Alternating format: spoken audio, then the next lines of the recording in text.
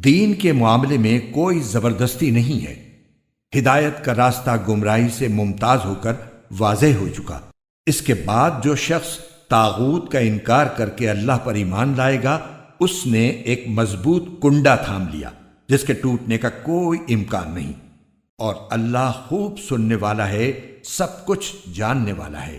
اللہ ایمان والوں کا رکھوالا ہے، وہ انہیں اندھیریوں سے نکال کر روشنی میں لاتا ہے، اور جن لوگوں نے کفر اپنا لیا ہے ان کے رکھوالے وہ شیطان ہیں جو انہیں روشنی سے نکال کر اندھیریوں میں لے جاتی ہیں۔